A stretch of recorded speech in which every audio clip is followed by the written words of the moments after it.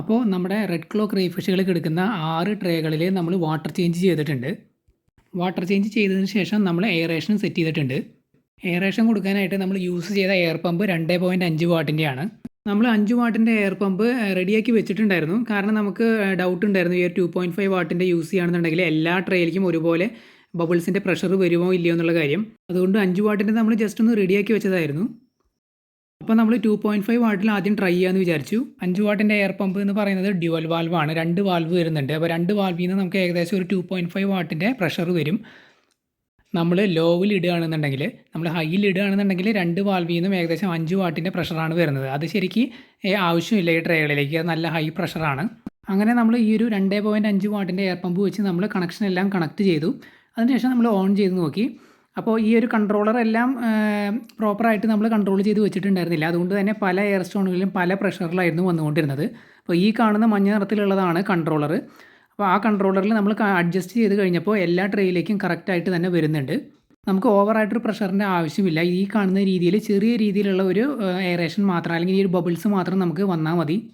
വലിയ രീതിയിലുള്ള എജിറ്റേഷനൊന്നും നമുക്ക് ആവശ്യമില്ല. ഈ വെള്ളത്തിൽ ഏതെങ്കിലും രീതിയിൽ ഡിസോൾവ്ഡ് ഓക്സിജൻ്റെ അളവ് കുറഞ്ഞു പോവുകയാണെന്നുണ്ടെങ്കിൽ ഒരു സപ്പോർട്ടിനായിട്ടാണ് നമ്മൾ ഈ ഒരു എയറേഷൻ കൊടുക്കുന്നത്. കാരണം ചില സമയത്ത് നമുക്കറിയില്ല, ഈ ക്രേഫിഷുകളാണെന്നുണ്ടെങ്കിൽ ഈ നമ്മൾ പെല്ലറ്റാണ് ഫീഡ് ചെയ്യുന്നത്. അവർ പൊടിച്ചൊക്കെയാണ് ഫുഡ് കഴിക്കുന്നത്. അപ്പോൾ വെള്ളത്തിൽ ഈ ഫുഡ് ഡിസോൾവ് ആവും. അങ്ങനെ വല്ലാതെ വെള്ളം മോശമായി കഴിഞ്ഞ് കഴിഞ്ഞാൽ ഈ വെള്ളത്തിനകത്ത് ഡിസോൾവ്ഡ് ഓക്സിജനെ ഹോൾഡ് ചെയ്യാനായിട്ട് അല്ലെങ്കിൽ റീറ്റെയിൻ ചെയ്യാനായിട്ട് സാധിക്കില്ല. അപ്പോൾ അപ്രതീക്ഷിതമായിട്ടൊന്നും സംഭവിക്കാതിരിക്കാൻ വേണ്ടിയിട്ടാണ് നമ്മൾ ഈ ഒരു എയറേഷൻ കൊടുത്ത് സപ്പോർട്ട് ചെയ്യുന്നത്. പിന്നെ നമ്മൾ മുമ്പ് ഇവരെ ഡീറ്റെയിൽ ആയിട്ടൊരു വീഡിയോ ചെയ്തിട്ടുണ്ടായിരുന്നു. ആ ഒരു വീഡിയോയിൽ നമ്മൾ പറഞ്ഞിട്ടുണ്ടായിരുന്നു, നമ്മൾ ഈ ഒരു ട്രേയിൽ ഹാഫ് വെള്ളമാണ് നിറച്ചിട്ടുള്ളത്.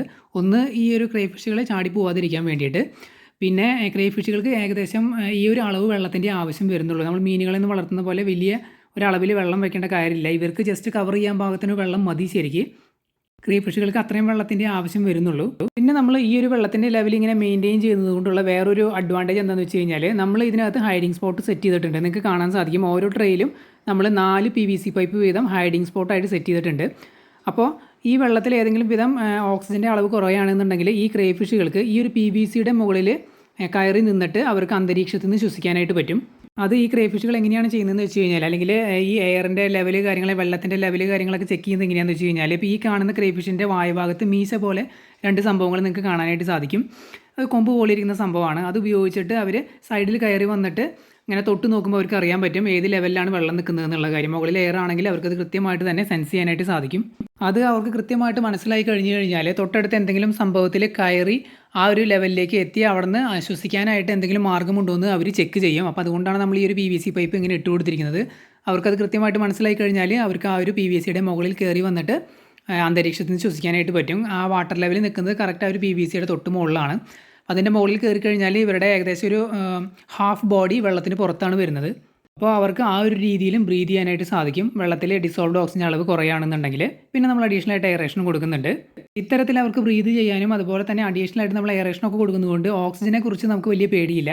നമ്മൾ മെയിനായിട്ട് കോൺസെൻട്രേറ്റ് ചെയ്യുന്നത് വെള്ളത്തിൻ്റെ ക്വാളിറ്റിയാണ്.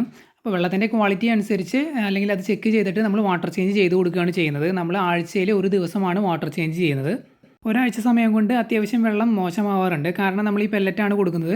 പെല്ലറ്റ് മുഴുവൻ ഇവർ പൊടിച്ച് കഴിക്കുന്നതുകൊണ്ട് തന്നെ അത് വെള്ളത്തിൽ നല്ല രീതിയിൽ ഡിസോൾവ് ആവുന്നുണ്ട്. ഇവർക്ക് വേറെ പലതരത്തിലുള്ള ഫുഡുകളും കൊടുക്കാവുന്നതാണ്. നമ്മുടെ വാട്ടർ പ്ലാന്റ്സ് ഒക്കെ കൊടുക്കാവുന്നതാണ്. അതുപോലെ തന്നെ വെജിറ്റബിൾസ് വേവിച്ച് കൊടുക്കാവുന്നതാണ്. ക്യാരറ്റ് പോലുള്ള സംഭവങ്ങളൊക്കെ.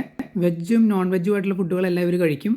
വെള്ളം ചെറിയ രീതിയിലൊന്നും മോശമായാലും ഇവർക്ക് വലിയ പ്രശ്നമൊന്നുമില്ല. പക്ഷേ വല്ലാതെ മോശമാകുമ്പോഴാണ് അത് അവരുടെ ഷെല്ലിനെയൊക്കെ ബാധിക്കാൻ സാധ്യതയുണ്ട്. അതായത് pHൻ്റെ അളവൊക്കെ കൂടുകയാണെന്നുണ്ടെങ്കിൽ അത് അവരുടെ ഷെല്ലിനെയൊക്കെ ബാധിക്കും. പിന്നെ നേരത്തെ പറഞ്ഞ പോലെ വെള്ളം മോശമാവുന്നതിനനുസരിച്ച് വെള്ളത്തിലുള്ള ഓക്സിജൻ്റെ അളവും കുറയും.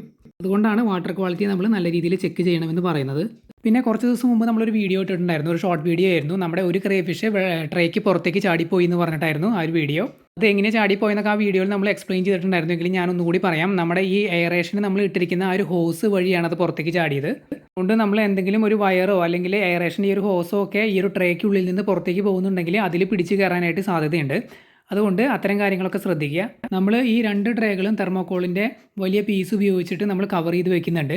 അപ്പോൾ നമ്മൾ ഇതുപോലെ എയറേഷൻ കൊടുക്കുന്ന സമയത്ത് ഹോസ് അതിലേക്ക് കിടക്കുന്നുണ്ടാവും. അപ്പോൾ ഹോസിനോട് ചേർത്ത് തന്നെയാണ് നമ്മൾ ഈ തെർമോക്കോൾ ഉപയോഗിച്ചിട്ട് അധികം ഗ്യാപ്പില്ലാതെ അടച്ചു വെക്കുന്നത്. അങ്ങനെ ഗ്യാപ്പില്ലാതെ നമ്മൾ കുറച്ച് ടൈറ്റായിട്ട് അടച്ചു വെക്കുകയാണെന്നുണ്ടെങ്കിൽ ഇവർക്ക് ആ ഒരു ഹോസ് വഴി പുറത്തേക്ക് ചാടി പോകാനായിട്ട് സാധിക്കില്ല. പിന്നെ നമ്മൾ എയറേഷൻ 24 മണിക്കൂറൊന്നും കൊടുക്കുന്നില്ല. നമ്മൾ മോർണിംഗ് ടൈമിൽ മാത്രമാണ് കൊടുക്കുന്നത്. നൈറ്റ് ടൈമിൽ നമ്മൾ എയറേഷൻ കൊടുക്കുന്നില്ല. അങ്ങനെ നമ്മൾ എയറേഷൻ കൊടുക്കാത്ത സമയത്ത് ഈ എയർ സ്റ്റോണുകളെല്ലാം നമ്മൾ ട്രേയിൽ നിന്ന് പുറത്തെടുത്ത് വെക്കാറുണ്ട്. എന്നിട്ട് നമ്മൾ തെർമോക്കോൾ വെച്ച് ഈ ട്രേകൾ മൂടുമ്പോൾ ചെറിയൊരു ഗ്യാപ്പ് ഇട്ടിട്ട്, അതായത് എയർ സർക്കുലേഷന് വേണ്ടി ചെറിയൊരു ഗ്യാപ്പ് ഇട്ടിട്ടാണ് നമ്മൾ ഈ ഒരു തെർമോക്കോൾ കൊണ്ട് ആ ഒരു ട്രേകൾ നമ്മൾ മൂടി വെക്കുന്നത്. വല്ലാതെ ടൈറ്റായിട്ട് നമ്മൾ മൂടി വെക്കുകയാണെന്നുണ്ടെങ്കിൽ തീരെ എയർ കിടക്കാത്ത ഒരു സാഹചര്യം ഉണ്ടാവും. അങ്ങനെ ചെയ്യാതിരിക്കുന്നതാണ് നല്ലത്. എപ്പോഴും ടാങ്കുകളിലേക്ക് നമ്മൾ എയർ കിടക്കാവുന്ന രീതിയിലുള്ള ഒരു സാഹചര്യം സെറ്റ് ചെയ്ത് കൊടുക്കുന്നതാണ് നല്ലത്. ഈ റെഡ് ക്ലോ ക്രൈഫിഷുകളെ കുറിച്ച് ഡീറ്റെയിൽ ആയിട്ട് എക്സ്പ്ലെയിൻ ചെയ്യുന്ന വീഡിയോ നമ്മൾ മുമ്പ് ചെയ്തിട്ടുണ്ട്. ആ വീഡിയോയുടെ ലിങ്ക് ഞാൻ കമൻറ്റ് സെക്ഷനിലും അതുപോലെ തന്നെ ഡിസ്ക്രിപ്ഷൻ സെക്ഷനിലും പിൻ ചെയ്ത് വെക്കാം. ഇവരെക്കുറിച്ച് കൂടുതൽ ഡീറ്റെയിൽ ആയിട്ട് അറിയാൻ ആഗ്രഹമുള്ളവർക്ക് ആ വീഡിയോ കാണാവുന്നതാണ്. ഈ റെഡ് ക്ലോ ക്രൈഫിഷുകളെ കുറിച്ച് എന്തെങ്കിലും ഡൗട്ട്സോ കാര്യങ്ങളോ ഉണ്ടെങ്കിൽ കമൻറ്റ് ചെയ്ത് ചോദിക്കാവുന്നതാണ്. നമ്മുടെ ഈ 6 റെഡ് ക്ലോ ക്രൈഫിഷുകൾക്ക് ഇതുവരെ പ്രശ്നങ്ങളോ കാര്യങ്ങളോ ഒന്നും ഉണ്ടായിട്ടില്ല. ഇവർ ഷെല്ല് കാര്യങ്ങളൊക്കെ പൊഴിക്കുന്നുണ്ട്. നമ്മൾ ഫുഡ് അത്യാവശ്യം നല്ല രീതിയിൽ കൊടുക്കുകയാണെന്നുണ്ടെങ്കിൽ ഇവർ ഫ്രീക്വൻറ്റുമായിട്ട് തന്നെ ഇവരുടെ ഷെല്ലുകൾ പൊഴിക്കും. ഈ കാണുന്നതൊക്കെ നമ്മൾ എയറേഷൻ സെറ്റ് ചെയ്തതിന് ശേഷം ബാക്കി വന്ന ആക്സസറീസ് ആണ്. ഇത് നമ്മുടെ ഹോസാണ്. ഇത് നമ്മൾ അഡീഷണൽ ആയിട്ട് ഒരു 10 മീറ്റർ വാങ്ങിയതായിരുന്നു. ഇത് നമുക്ക് യൂസ് ചെയ്യേണ്ടി വന്നില്ല. പിന്നെ ആ കാണുന്നത് ഒരു 2.5 വാട്ടിൻ്റെയും 5 വാട്ടിൻ്റെയും എയറേറ്ററാണ്. ഇത് നമ്മുടെ കൺട്രോളറും എയർ സ്റ്റോണൊക്കെ നമ്മൾ ഇട്ട് വയ്ക്കുന്ന കണ്ടെയ്നറാണ്. അങ്ങനെ നമ്മൾ നമ്മുടെ ഈ റെഡ് ക്ലോ ക്രൈഫിഷുകളുടെ 6 ട്രേകളിലേക്ക് നമ്മൾ എയറേഷൻ സെറ്റ് ചെയ്തു. ഈ കാണുന്ന 2.5 വാട്ടിൻ്റെ എയറേറ്റർ കൊണ്ട് തന്നെ നമുക്ക് 6 ട്രേകളിലേക്കും കുഴപ്പമില്ലാത്ത രീതിയിൽ തന്നെ എയറേഷൻ സെറ്റ് ചെയ്യാനായിട്ട് സാധിച്ചിട്ടുണ്ട്. ഇങ്ങനെയാണ് നമ്മുടെ ട്രേകൾ നമ്മൾ മൂടി വയ്ക്കുന്നത്. തെർമോക്കോളിൻ്റെ വലിയ 2 പീസ് ഉപയോഗിച്ചിട്ടാണ് നമ്മൾ കവർ ചെയ്ത് വെച്ചിട്ടുള്ളത്. പിന്നെ ആ തെർമോക്കോളിൻ്റെ പീസിൻ്റെ മുകളിൽ ടൈലിൻ്റെ പീസ് നമ്മൾ വെച്ചിട്ടുണ്ട്. ആ ഒരു ഏരിയയിൽ വെയിറ്റ് കൊടുക്കാൻ വേണ്ടിയിട്ടാണ്.